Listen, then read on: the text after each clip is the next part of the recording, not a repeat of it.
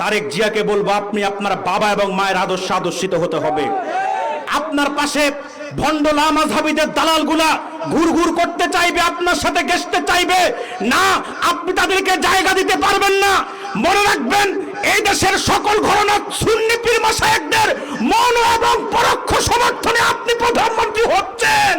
অতএব আপনাকে আহলুস সুন্নাত ওয়াল জামাতের স্বার্থ রক্ষা করেই আগামী দিন দেশ চালাতে হবে, ঠিক কিনা বলেন? আমাদের 90% মুসলমানের বাংলাদেশ, এটা ওলিয়া উলিয়াদের দেশ। এই দেশে ইসলাম কোনো আন্দোলনের বিনিময়ে আসে নাই, কোন দল এদেশে ইসলাম নিয়ে আসে নাই। বানিয়াচংবাসী স্পষ্ট কান খুলে শুনে রাখো, 800 বছর আগে বাংলাদেশে ইসলাম নিয়ে এসেছে শাহজালাল। এই দেশে ইসলামের দাওয়াত নিয়ে এসেছে নাসির উদ্দিন সিফা সালাহ রহমতুল্লাহ আলাই। এদেশে ইসলামের দাওয়াত নিয়ে এসেছে ইখতিয়ার উদ্দিন মোহাম্মদ বখতিয়ার খলজি। এদেশে ইসলামের দাওয়াত নিয়ে এসেছে শাহ সুলতান বলখি। এদেশে ইসলামের দাওয়াত নিয়ে এসেছে শাহ কারামত আলী জনপুরি, ফুরফুরের আবু বকর সিদ্দিক, সারসিনার নেসার উদ্দিন রহমতুল্লাহ। বাংলাদেশে সোনাকান্দার আব্দুর রহমান হানাফি আর ফুলতলি সাহেব কেবলার বাংলাদেশে আহলুস সুন্নাত ওয়াল জামাতের বিরুদ্ধে একটা এজেন্ডাকে আমরা বাস্তবায়ন করতে দিব না, দিব না, দিব না। কারা কারা রাজি আছেন হাত তুলে আল্লাহকে দেখা দেন।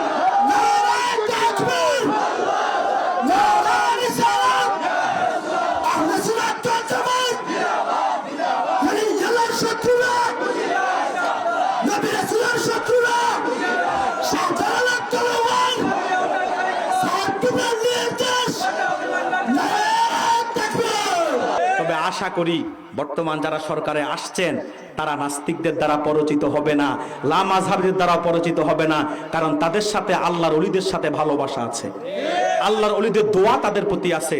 মরহুম প্রেসিডেন্ট জিয়াউর রহমানকে সারসিনার আবু জাফর সালেহ রহমতুল্লাহ অনেক দোয়া করেছিলেন।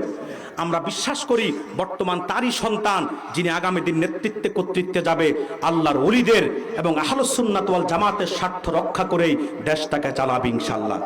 তাহলে আল্লাহ তাকে তারা বাবা মায়ের মতো অনেক সফলতা দান করবে, অনেক সম্মানিত করবে।